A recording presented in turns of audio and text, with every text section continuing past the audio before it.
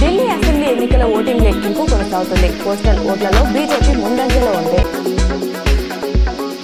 నందిపేట మండలంలోని సిహెచ్ కొండూరులో చౌడమ్మ విగ్రహ పునఃప్రతిష్టాపన, హనుమాన్ విగ్రహ నవగ్రహాలు శివాలయం ప్రతిష్టాపన వైభవంగా కొనసాగుతుంది.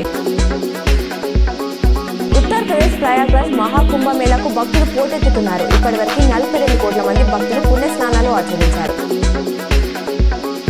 మరో బాలీవుడ్ నటి సన్యాసినిగా మారారు. నటి ఇషికా తనేజా కుంభమేళాలో సన్యాసం స్వీకరించారు.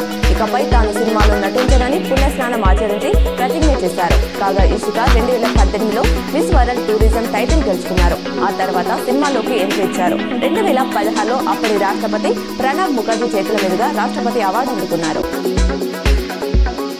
నిజామాబాద్ జిల్లాలోని ప్రభుత్వ ప్రైవేట్ జూనియర్ కళాశాలలో ప్రాక్టికల్ పరీక్షలో 2వ స్పెల్ నేటి నుండి ప్రారంభమయ్యాయి. పలు కళాశాలల్లో జిల్లా ఇంటర్ విద్యాధికారి రవికుమార్ తనిఖీ చేశారు.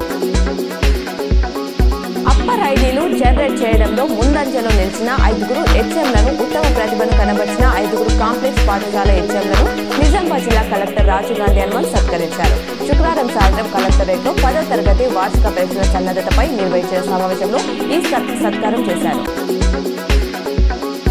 విజయవాడ రైల్వే డివిజన్ పరిధిలోని ట్రక్కును గంటకు 30 కిలోమీటర్ల వేగంతో వెళ్లేలా ఆధునీకరించనున్నారు. మొత్తంగా 1287 కిలోమీటర్ల మేర ట్రక్కును అప్గ్రేడ్ చేయదలచగా ఇప్పటి వరకు 58% మేర పనులు పూర్తయినట్లు డివిజన్ ఇంజనీరింగ్ వరుణ్ బాబు తెలిపారు. వీటితో పాటు మౌలిక సదుపాయాలను ఆధునీకరించనున్నారు.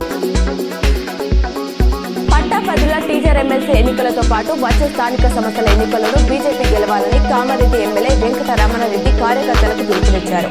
శుక్రవారం కామారెడ్డిలో ఆయన మాట్లాడారు. అన్ని చోట్ల బీజేపీ గెలిచేలా ఇప్పటి నుంచే కార్యకర్తలు కృషి చేయాలని, ప్రభుత్వం ఎప్పుడు ఎన్నికలు నిర్వహించినా రెడీగా ఉండాలన్నారు.